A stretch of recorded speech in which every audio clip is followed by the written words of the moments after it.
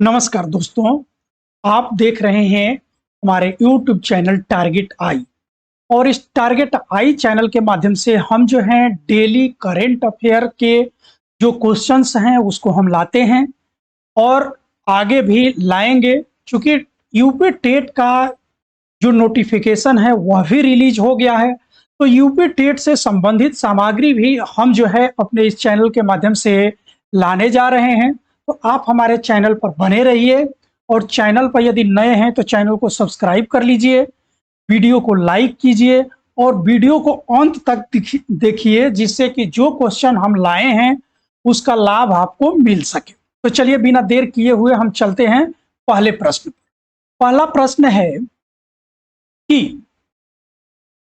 विश्व फार्मासिस्ट दिवस कब मनाया जाता है? विश्व फार्मासिस्ट दिवस कब मनाया जाता है? ऑप्शन ए है 24 सितंबर, ऑप्शन बी है 23 सितंबर, ऑप्शन सी 25 सितंबर और ऑप्शन डी इनमें से कोई नहीं। तो देखिए, जो इसका सही आंसर है यह है 25 सितंबर। ठीक है, नीचे इसका आंसर दिया भी गया है। अब चलते हैं हम अगले प्रश्न पर। अगला प्रश्न है कि पहला राष्ट्रीय सहकारिता सम्मेलन कहाँ हुआ? पहला राष्ट्रीय सहकारिता सम्मेलन कहाँ हुआ? Option A Bhopal, option B Nai Delhi, option C Bhubaneswar, option D इनमें से कोई नहीं। तो देखिए, इसका जो सही आंसर है वह है नई Delhi.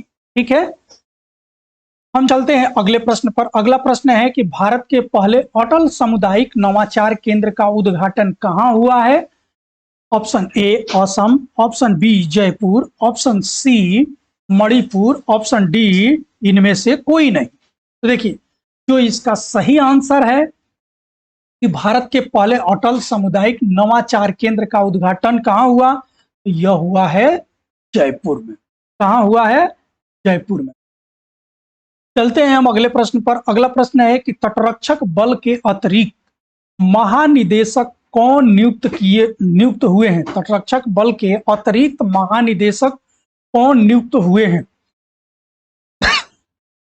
Option A Shridhar Patel, option B Birendra Singh Pathania, option C Amitabh Ghosh और ऑप्शन डी इनमें से कोई नहीं।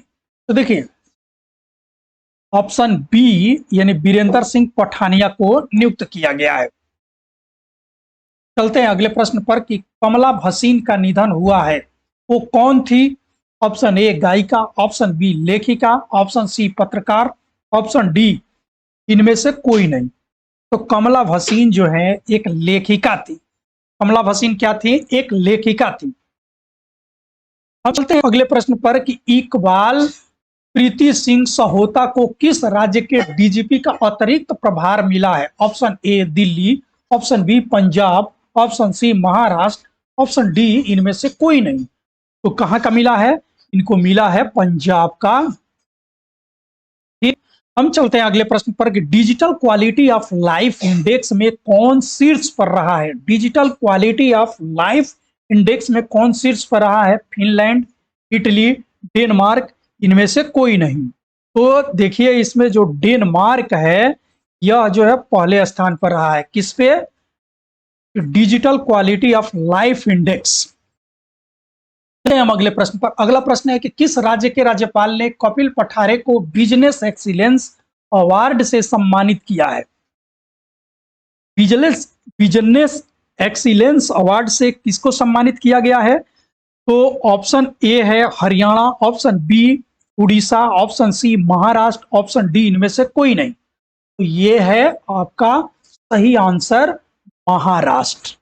ठीक, चलिए अगले प्रश्न पर कि राज्य मृदा परीक्षण प्रयोगशाला का शुभारंभ कहाँ हुआ? राज्य मृदा परीक्षण प्रयोगशाला का शुभारंभ कहाँ हुआ? Option A Rajasthan, option B Andhra Pradesh, option C Kohima, option D इनमें से कोई नहीं। तो देखिए, जो इसका सही आंसर है यह कोहिमा, ये नागालैंड की राजधानी है। यहीं पे जो है क्या किया गया है? राज्य मृदा परीक्षण प्रयोगशाला का शुभारंभ हुआ है।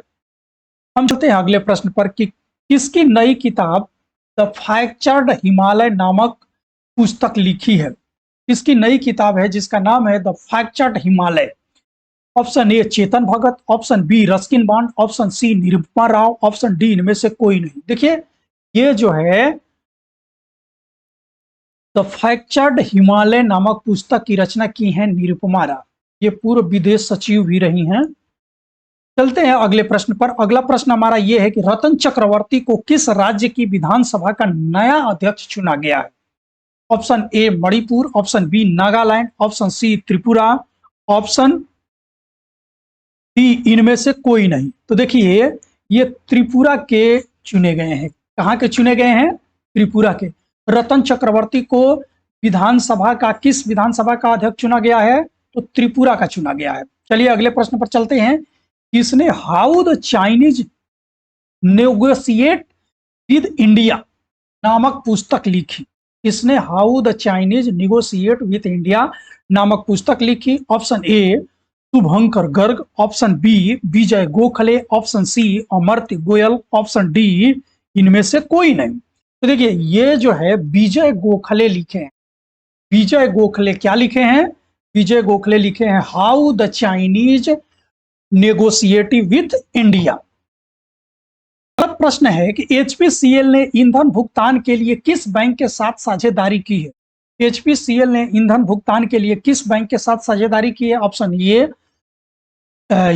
ए Yes Bank, option B HDFC Bank, option C ICIC Bank, option D इनमें से कोई नहीं। तो देखिए ये जो है इसका सही आंसर है ये आईसीआईसी बैंक है।